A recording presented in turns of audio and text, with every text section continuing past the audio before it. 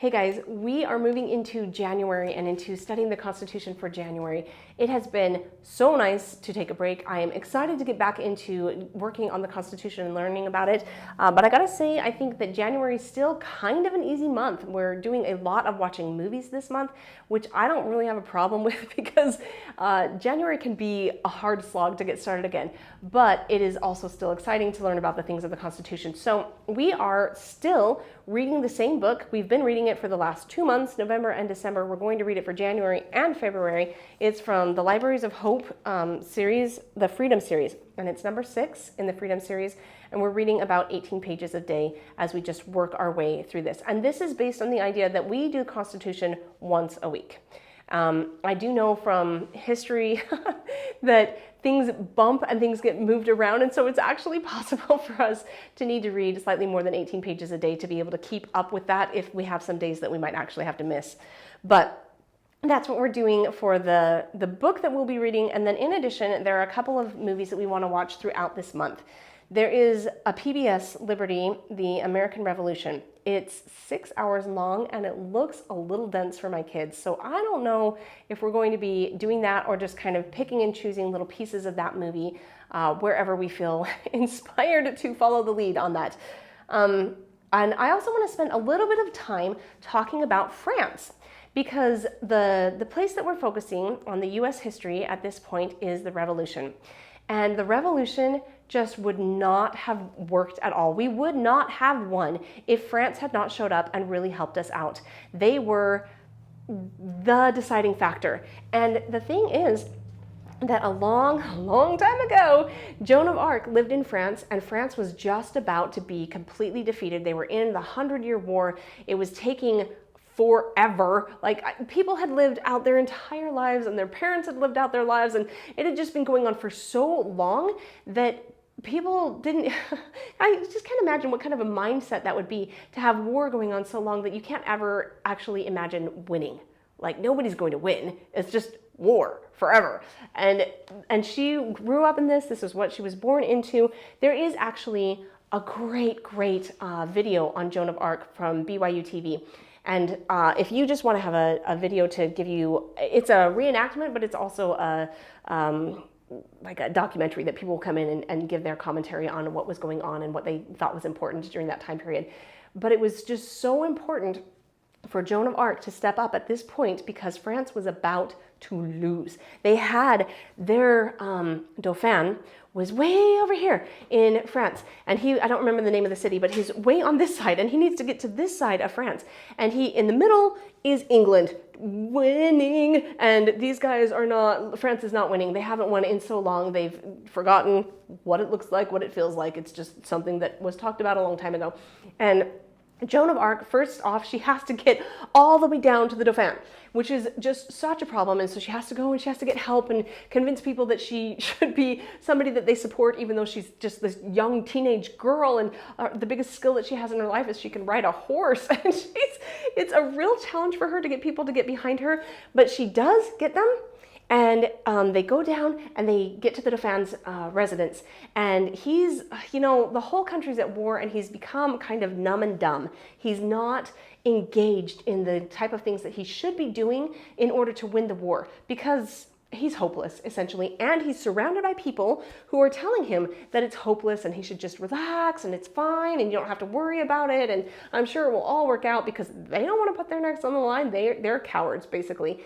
And he's surrounded by people who are telling him this bad narrative, this bad messaging. So Joan shows up and she walks into this room, and they've kind of set up, they hear that she's coming, and they've set up this trap, essentially, and they say she doesn't know what he looks like, and so they have this guy dress up as the king. That's what the Dauphin is that he's just the uncrowned king, and so he's dressed up as if he's the king, and the Dauphin's kind of hiding off over here, not dressed up as anything special. She walks in the room, she looks around, she sees this guy, and she's like, no, and she looks around and she finds the Dauphin, walks right to him and says, "Your Majesty," or "Your Highness," or whatever she addresses him as. And he's like, yeah, no, you've been misinformed. Sorry, that's that guy over here. And she looks at him and she's like, "Nope, you're the man. And I've come here to put you on the throne. You have got to get on the throne."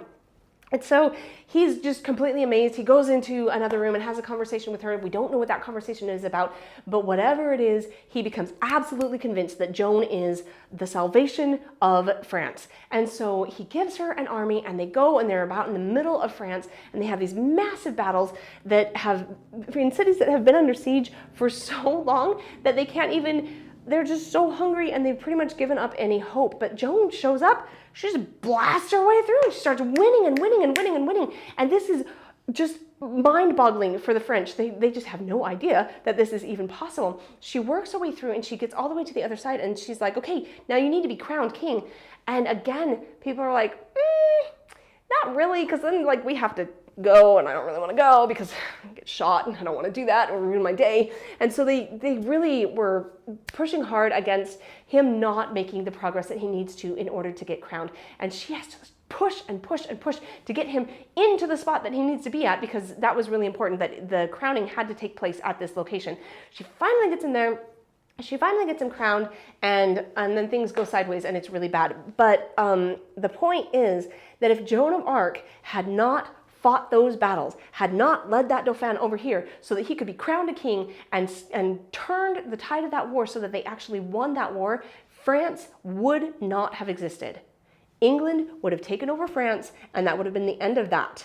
But because she won that war, then France was an independent country who had a bit of a chip on their shoulder against England. And so when America is trying to throw off England as the oppressor and saying, hey, we're trying to fight for our independence, France is over here and is like, yeah, we've never really liked England. and it took them a while to get on board with fighting, because England's big, they're powerful, they're really rich. And so it took a little bit of time for France to finally buy in. But when they did buy in, they sent over ships, and those ships were what ended it for England, I guess, is who it ended for. Because up to that point, no matter what we did, no matter how many battles we won on the land, we could not we couldn't win, because they could always just retreat to their ships and then bombard the land with their ships, with their cannons, and they were always going to win because we couldn't control that exit route. And so when France came in and they shut down that exit lane, it became the done deal. That's why we won the war, is because France was there to come and save us. So in talking about the freedom, it's important to recognize that the freedom of America was not made in a moment. It was something that had a lot of pieces that were being placed and put in position for a really long time. And then you see those all sort of come together at this last moment when they're fighting for their independence. But it is not something that just happened in that one moment. That was just the reaping of the benefits of so many generations of situations that created the criteria that ended up having a constitution that made everybody free. And so that is really the last month that we're going to spend talking about the setup. So for this month, we're talking about the revolution. We're talking about the war, the fight for independence. But the Constitution itself was not written until 11 years after the Declaration of Independence had been signed. And so even though it seems like the revolution equals the Constitution, there was a time in there. There was a gap where we were living under the Articles of Confederation and learning even more from our own experience that there are certain powers that need to be given to the government, even if we are scared of the government and we feel like the government's too big and too strong and King George is just going to come in and kill us and tell us how to live and take away all of our freedoms. Still, even with that in their very near memory, they still have to give some power into the government. So from the Declaration of Independence up until the Constitution was signed, we were living in this place of a very, very, very weak government. And as a result, we were descending into anarchy. And this is not a part of history that we talk about very much, but this is, I think, super important, that when it's pretty easy to see that England was being tyrannical and that was taking away our freedoms, in this little window of time where the Articles of Confederation were the governing government that we had, we were also losing our freedom because we were falling into anarchy. And tyranny is too much government, anarchy is not enough government. And so during that, kind of in January, when we're talking about this, it's really important to note that although it doesn't seem like something that we need to worry about too terribly much today, anarchy is bad. It's terrible. People will choose a tyrant over having no government at all, because what happens is it's just the biggest bully wins. Whoever has the most friends and the biggest weapons, they're the ones who are able to control what happens. They're going to set up roadblocks and say, you can't come through here until you pay us, or whatever it is that they want to do or take from you. It's the biggest, meanest group that takes over. That's anarchy. And that is more miserable than tyranny. Tyranny is miserable. I'm not saying we want that. That is the opposite of freedom. But guess what? Anarchy is also the opposite of freedom. So during this tiny period, we see the Americans got to really experience, they had already experienced tyranny for a really long time. Now they got to experience anarchy or at least the tipping point, moving toward anarchy. And they just had no power anywhere. They didn't have power inside. They didn't have power in dealing with other nations. They were really, really powerless because they were not united, and they didn't have a government who could say, this is the law, we all have to follow this law. Because they didn't have that, other countries just watched and waited, and they said, you're gonna fall apart, we know you will. And they weren't wrong, we were falling apart. It was a massive problem. So when we actually had the Constitutional Convention, it wasn't because we were like, do you know, I think it might be nice if we had things written down, and wouldn't it be nice if we codified everything? It was a crisis. This was a point where they had tried before and it just wouldn't pull itself together. And James Madison really, really was instrumental in making this work by getting George Washington to come and say, if you're there, the people will come, we'll have representatives, they'll come and they'll have this conversation that we need to have, because we are falling apart as a country, because this is the hill we're dying on, that we said we will not have a strong government no matter what happens. And then they were just having anarchy. So however you want to have that discussion with your kids, I think that's really interesting that we kind of had to live both sides of the scale and experience how you can lose freedom over here with tyranny and you can lose it over here with anarchy. And you just have to have a government that is strong enough to fight off anarchy and that is weak enough to not have tyranny. And that is the crisis that they were facing when they had to really come in and start creating something new.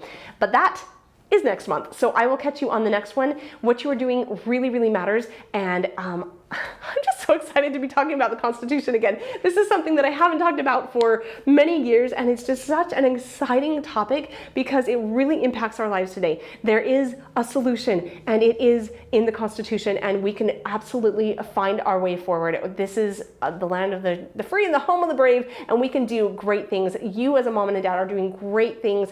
Keep it up. It's really important what you do, and you're doing a much better job than you think you are. I will catch you on the next one.